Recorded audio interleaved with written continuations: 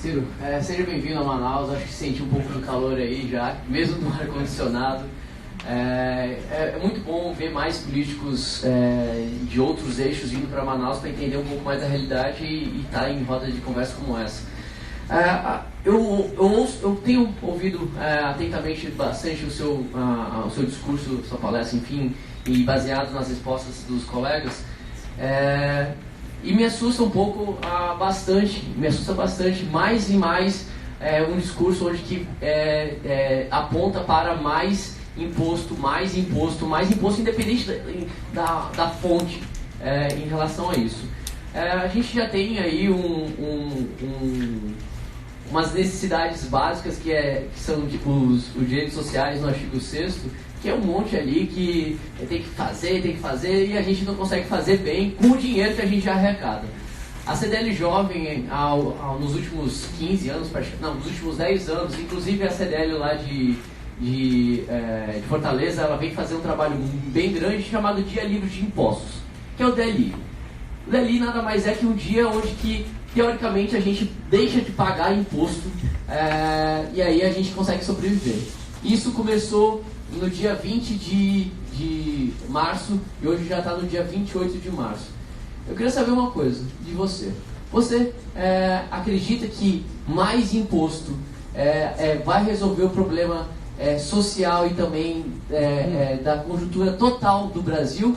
Ou, de alguma forma, tem como a gente reduzir os impostos para a gente sobreviver um pouco mais? Vamos raciocinar juntos. Eu não sei em que hora você entendeu que eu estou defendendo mais impostos. Eu estou defendendo outros impostos. E outros impostos não são mais? Não. Porque aqueles que eu vou cancelar, você não prestou atenção porque eu nem sequer apresentei. Certo? Perfeito. Então, no meu projeto, preservada a Zona Franca de Manaus, eu cancelo todos os tributos sobre valor agregado e estabeleço um IVA. Isso é um livro que eu escrevi em 1994. E aí deixa eu te explicar uma coisa. Não existe almoço de graça. Isso a gente precisa aprender. Não existe almoço de graça.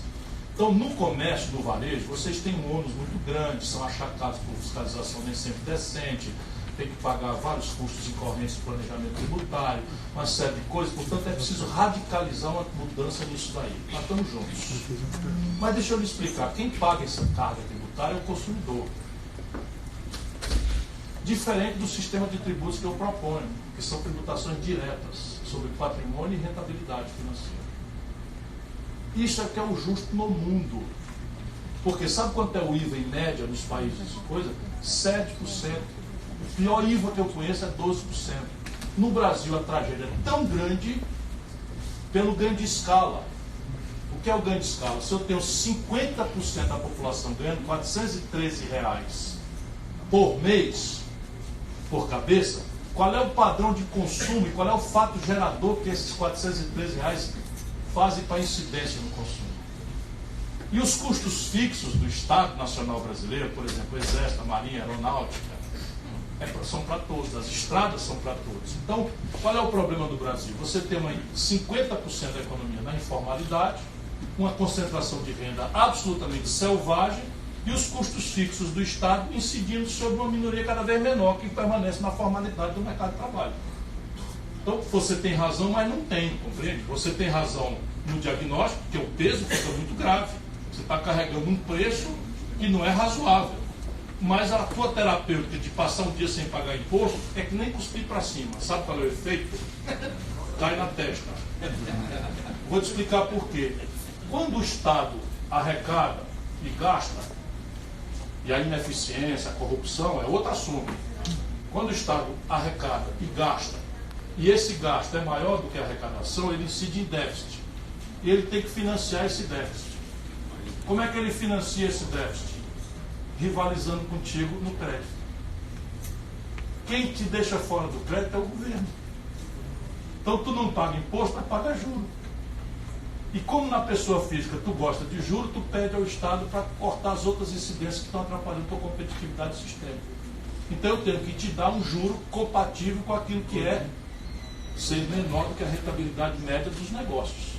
Eu tenho que te dar para poder te oferecer, te cobrar um diálogo, uma presença num diálogo de uma reforma tributária eu tenho que fazer com que você se sinta muito estimulado a sentar, porque eu vou te dar, como resultado disso, que a taxa de juros que desconta a tua duplicata vai ser menor do que o teu lucro médio.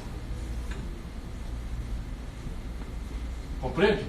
Se você vai ter uma taxa de juros menor do que a tua rentabilidade média, a cunha tributária vai perdendo perspectiva como um fator de atrapalhar mais gravemente. Agora, você acha que não pode mexer na cunha do juro e pede do poder político para estressar os custos incorrentes. Aí você mata a galinha dos ovos de ouro. Por quê? Porque o capitalismo moderno se afirma no consumo de massa. E o consumo de massa se afirma na renda. Então o que é que nós estamos fazendo? Nós estamos deprimindo a renda e o crédito populares e estamos destruindo nosso tecido produtivo. Você compreende isso que eu estou dizendo? Então isso tudo é casado uma coisa com a outra. Por isso que não é salvador da pátria. Isso é um grande conflito que nós temos que resolver. Sabe, tem que ser, se pudesse fazer uma metáfora, assim, é um clube. Vamos nos sentar aqui. O que é que a gente quer do país? Vocês querem a BR-319? Vocês querem a renúncia fiscal de 25 bilhões para a Zona Franca de Manaus? Vai botando na conta. Vocês querem ter uma universidade federal? Quanto custa? Vocês querem ter um instituto de pesquisa? Bota aí quanto custa. Quer ter um Instituto Nacional de Biotecnologia ativo, não seja um prédio no Elefante Branco? Quanto custa? Depois faz isso para o país inteiro e faz a conta. E depois que a conta estiver feita, que eu chamo de orçamentação, vamos dividir a conta. Não é assim que a gente faz no clube? No clube a gente faz assim. Só que no clube a gente tende a ser democrático. No Brasil, como metade do povo não ganha nada, a gente tem que fazer uma conta progressiva. Percebe? Por isso que a gente precisa ter uma alíquota de imposto de renda mais progressiva, como eu criei quando eu fui ministro. Vou dar um nome aqui. William Bonner ganha, consta entre 800 mil e 1 milhão e 100 mil reais de salário por mês. E o Brasil permite, ele não está cometendo crime nenhum, que ele se apresente como uma pessoa jurídica. Sabe quanto é o imposto de renda dele? 15%. Eu pago 27 mil porque eu não aceito fazer empresa para fazer uma palestra, dessas que eu cobro, para poder fazer de graça para a juventude e viajar aí, para você precisar roubar nem aceitar a favor de ninguém. Então, essas coisas são assim. Não adianta tu pôr a tua posição, está correta. Porra, imposto demais, muita confusão, muito gasto, muita charge, muita inteligência, dificuldade. Está coberto de razão, mas tu vai ficar só do teu lado e o outro. E o outro lado. Esse é o problema do Brasil, da nação brasileira está se esgarçando. O Paulo Guedes chega a dizer que o povo brasileiro não poupa o povo pobre. Olha o que passa na cabeça de um sujeito desse. A ministra da Agricultura chegou a dizer ontem que a carne estava barata demais. Que subiu, que tinha que subir mesmo, que está barata demais. Olha a empatia desse povo. Isso aqui é uma sociedade, meu irmão. Se você acha isso no pessoal, se recate. Sabe? Se recate. Lembre que você faz parte de uma comunidade e o Estado lhe devolve ruas limpas e asfaltadas, o Estado lhe devolve a iminência. Não é? Deveria, né? Mas não acontece isso. Olha, desculpa, mas devolve sim. Podia ser muito melhor, sem nenhuma dúvida, mas devolve sim. Se você, Deus o livre, tiver necessidade de um transplante, você vai ver como ele devolve. Só quem faz transplante no Brasil é o setor público. Só quem faz transplante no Brasil é o setor público. Você paga plano de saúde e eles nunca vão te atender numa medicina de alta complexidade. É ruim? Claro que é ruim. Tem ineficiências horríveis. Mas aí a vaca pesteou de carrapato, vamos fazer o quê? Matar a vaca? Isso é que é o egoísmo no Brasil, meu irmão. Nós estamos juntos. Sabe quanto tu gasta por um carro blindado, com segurança particular no teu condomínio, para amanhã ter um filho teu sequestrado ou morto? Nós precisamos aprender. Ou o sonho da elite brasileira é comprar uma casa em Miami como o Gugu e o Silvio Santos, e não sei quem, não sei quem, não sei quem. Eu vou continuar morando aqui. Então a gente tem que atuar aqui. Aí vamos lá. Como é que a gente resolve a corrupção? Como é que a gente resolve o problema da ineficiência? Como é que a gente resolve o problema do desperdício? Isso é outro assunto. Agora, tributação progressiva são as melhores práticas internacionais. Qual parte você não ouviu? Acho que é a corrupção e a forma de gasto que é o problema maior. Não, não é mesmo. Não, não é não. Não é não. Você não parou um segundo para estudar isso. Quanto que é? Isso, a corrupção é um flagelo, é um câncer terminal, porque ela faz com que um jovem como você desfaça do sistema democrático inteiro por conta dessa ferida. Mas veja bem, o orçamento brasileiro, o orçamento da União Federal, com Seguridade junto, são 3 trilhões de reais. Sabe quanto é que está destacado para o investimento no ano que vem? 19 bi. Se roubar tudo, isso dá 0,5% do orçamento. Opa! Qual é a corrupção? É grave, gravíssimo. Por quê? Porque você não pode pedir austeridade à comunidade, à sociedade, com desperdício, privilégio, a roubalheira. Eu falo isso porque eu não fui morar no palácio. Não fui morar no palácio. Eu morava numa casa alugada, fui eleito governador, resolvi continuar morando na casa alugada porque eu não queria que meus filhos crescessem. Então eu tenho uma certa moral. Nunca respondi por um mal feito. Agora, se 100% do investimento brasileiro for roubado, estamos roubando 0,5%. Sabe qual é a despesa brasileira? Metade? Juro. Mas não desculpa, Ciro, mas não é o investimento que estão roubando. Ciro. Ah, onde é que estão roubando, meu irmão? No salário dos funcionários? Não, é direito social, está sendo roubado. Como assim? Eu vou na saúde, direito social, correto? Não é saúde? Meu irmão, peraí um pouquinho. Você... É direito social. A saúde não é um direito social? É um direito. Perfeito. Sim. Então, a sociedade, ela precisa de um hospital. Tu já parou um minutinho para estudar a orçamentação da saúde brasileira?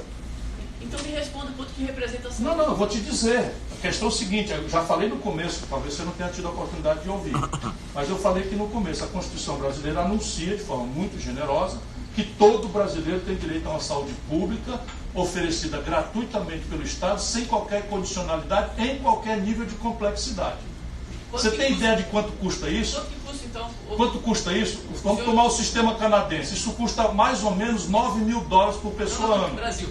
Não, o Canadá, que parece, custa $9 mil. O Brasil gasta $2 mil por cabeça ano. Perfeito. Isso é o dinheiro que está sendo investido, ele está sendo bem aplicado? Você quer me pegar uma caricatura e botar na minha conta? Eu já administrei o SUS.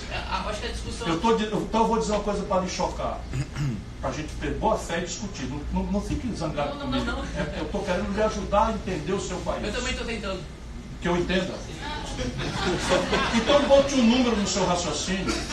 Bote um número no seu raciocínio que me ajuda. Não quero andar dizendo bobagem. É sério? Então veja bem. Para o gasto por cabeça ano do Brasil, nosso sistema único de saúde é uma coisa absolutamente impressionante. De maravilhoso. Absolutamente extraordinário. É porque tu não morou nos Estados Unidos como eu morei. Eu não tive essa oportunidade. Pois é, eu tive. Fui com uma bolsa para lá, para Harvard, e as pessoas nos Estados Unidos foram atropeladas na rua, não querem que você chame o SAMU, porque custa $2 mil. Um pobre ou classe média lá teve uma doença complexa, um câncer de pulmão no cérebro, morre, porque não tem como tratar. E aqui quem dá resolutividade a 100% da medicina de alta complexidade é o setor público. Zero. Onde é que falha? Falha na emergência, porque a televisão só mostra isso, porque você não tem a restrição de clientela, você não tem regulação, e aí a pessoa vira um ônibus, chega 50 pessoas mazeladas, os políticos do interior deixam o povo andar de moto sem coisa, você tem 80% de politraumatismo das motos, e não sei o que e tal. Aí as pessoas têm uma queixa, eu falei isso antes de você. Agora, pelo dinheiro que se aplica por cabeça e a resultante, o Brasil é um fenômeno. Ciro, eu queria te fazer uma pergunta. Quer dizer que não tem roubalheira? Muita. Muita. Agora, ao invés de ficar no difuso, aproveita e denuncia uma. Não faz não. Nunca fez nenhuma vez. Nunca fez. Nenhuma vez.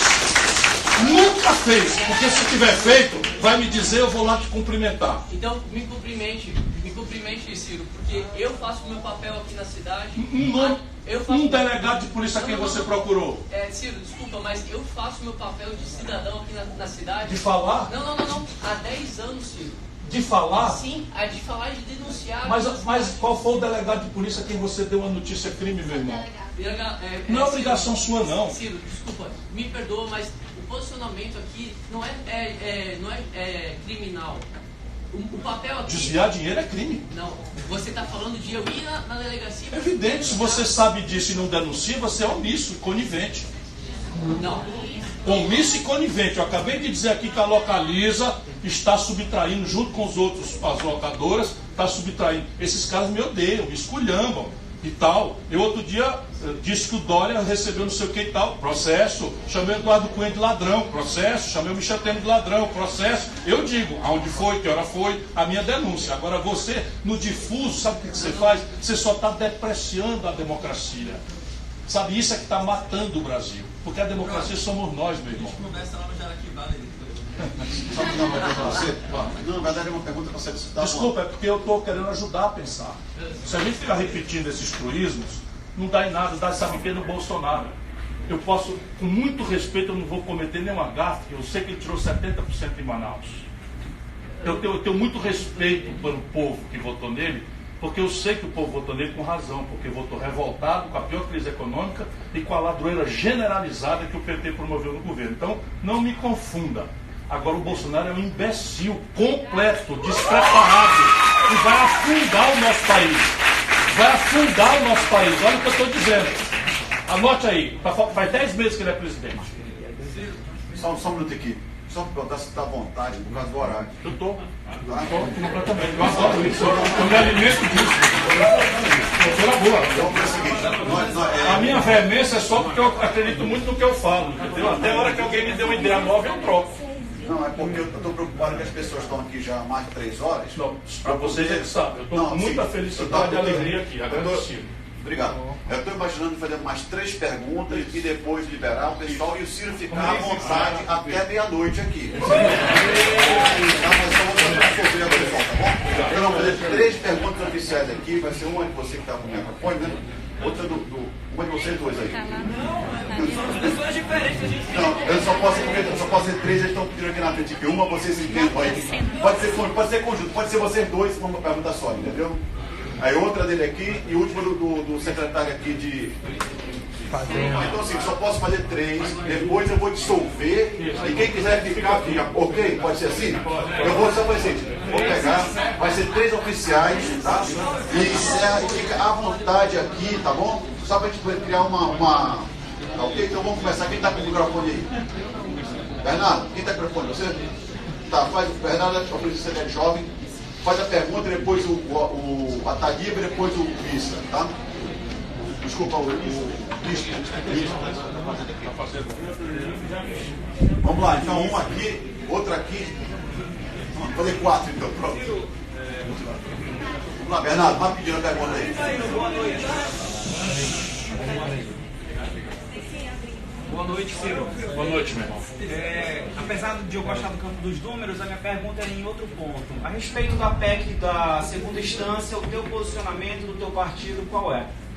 Veja, o Brasil precisa discutir as coisas como elas são e não como esses ódios e paixões estão fazendo. Então, o que é que estabelece o princípio constitucional universalmente pacificado em todo o mundo civilizado?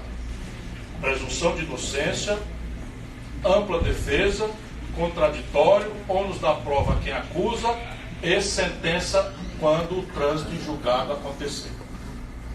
Isto está escrito em todas as constituições do mundo civilizado. Portanto, eu sou absolutamente contrário à prisão antes do trânsito em julgado. Isto dito, só o Brasil, produto da nossa elite, dá 4 graus de jurisdição para crime comum. Então o problema não é a prisão em segunda instância. O problema é que o princípio do trânsito em julgado, como a única razão para a execução da pena, é um princípio fraudado no Brasil, porque a elite conseguiu, ela que pode pagar advogado, 4 graus de jurisdição por crime comum. No mundo inteiro morrem 2. E é o que nós precisamos fazer, acabar com os recursos ao STJ e ao Supremo para crime comum. Mas deixa eu lembrar a vocês, antes que a gente pense que esse ódio que muitos têm, paixão que outros tantos têm pelo Lula, não devia nos desorientar, porque isso aqui também tem a ver com a execução, por exemplo, de punições tributárias. Por exemplo, é o mesmo princípio. Você só poderia liquidar um auto de infração tributária exaurido o itinerário de recursos, que é o princípio, né, do trânsito em julgado. Então, se você achar bom mandar prender o Lula, é bom lembrar que acaba também, ainda que você tenha graus de jurisdição em instância administrativa e em instância judiciária, e essa é a grande confusão no Brasil. A gente nunca tem direito, e eu estou chamando o tempo todo, quais são as melhores práticas internacionais. Só tem um jeito da gente sair desses ódios e paixões, é dar uma olhadinha, pelo menos no que puder, como é que o mundo resolve isso. Então, em qualquer civilização do mundo, a presunção de inocência e o contraditório e a ampla defesa só se exaurem no trânsito em julgado. Trata-se de definir o que é trânsito em julgado. No caso do Brasil, trânsito em julgado são 4 graus de jurisdição.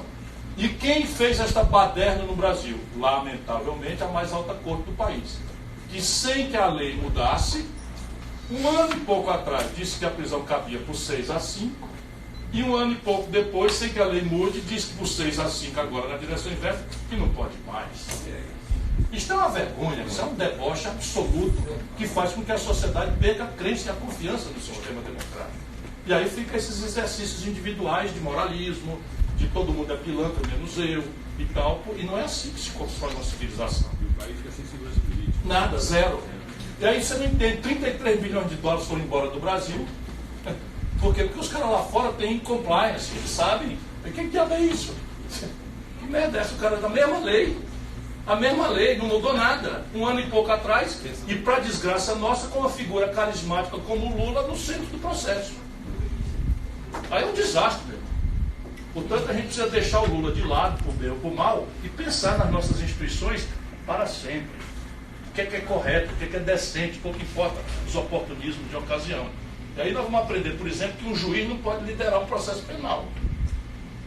Porque o papel do juiz não é liderar um processo penal, não é ser salvador da pátria, não é ser xerife, não é ser chibata moral da nação. Claro que nós estamos zangadíssimos com a impunidade e tendemos a beatificar um juiz de 1.000 e tantos juízes federais que agora tomou para si a tarefa de ser a chibata moral da nação. Sabe em qual país do mundo sério um juiz condena um político e menos de meses depois vai ser ministro do outro político da oposição? Em nenhum lugar do mundo. Isso é uma lesão ética absolutamente deplorável. Nós temos um politiqueiro endeusado por certas pessoas como um chibata moral da nação. E sabe o que ele plantou? Sabe o que ele plantou? Vem aí a amargura das amarguras. Nulidades. Porque essa pressa de ser chibata moral sai descuidando dos procedimentos corretos. Quando a imprensa parar de prestar atenção nessa novela e entra outra, não falta no Brasil outra novela, vai ser tudo anulado. E os picaretas, não é o Lula não só, Eduardo Cunha, Gedel Vieira Lima, Michel Temer, Antônio Palocci, só o puro bandido de milhões de reais, tudo livre. Por conta do humorismo, do lavajatismo, da nossa pressa, né, de resolver os problemas. E de onde é que eu tiro isso? Operação Castelo de Areia. Tinha o juiz Valentão, tinha o delegado Valentão, tinha o procurador da República Valentão, tudo anulado. Operação Satyagraha. Tinha o juiz Valentão, tinha o procurador Valentão, tinha o delegado Valentão, que virou um político, virou deputado, e hoje é exilado de Suíça, que é o protótipo, não sei das coisas, você é muito novo, não sabe. E eu reconheço tudo isso. Então tudo isso vai ser anulado. Percebe? Então a gente fica muito feliz, aquela grande catarse, a vingança, e de repente vai tudo para a rua com certificado de inocente sem ser. Ciro Moro não estava envolvido no caso do Estado que estava... Não tenho elementos para demonstrar isso. Não tenho elementos. Todo mundo fala, mas eu não tenho elementos para demonstrar isso. Ele foi. Vamos lá, você quer fazer pergunta? Pode fazer. Minha opinião, o Lula não tem nada de inocente. Eu sei de perto que ele não tem nada de inocente. Então, só para ninguém me confundir. O que eu quero é a regra. Porque se a regra não valer, meu irmão, é a selva. E na selva vale o mais forte. Oi, Ciro, me chamo Renan. Eu te acompanho desde sempre, assisto todos os teus palestras, todos os teus vídeos. E eu estou há 4 anos formulando essa pergunta que eu vou te fazer agora. Por que não pareça? É que eu já vi todos os vídeos, eu já sei os assuntos que tu falou, que tu não falou. Então, assim, a minha pergunta é em relação a uma cena do filme da Dama de Ferro, da Margaret Thatcher, que é a Meryl Streep que fez, não sei se tu viu esse filme da Margaret Thatcher, Dama de Ferro. Tem uma cena para comprar nada. Então, numa família, alguém que paga a luz, outra água, outro não sei o quê. E eu queria saber como é que a gente muda isso, se isso tem a ver com a indexação do real, como é que a gente resolve ele, se eu não tenho dinheiro, então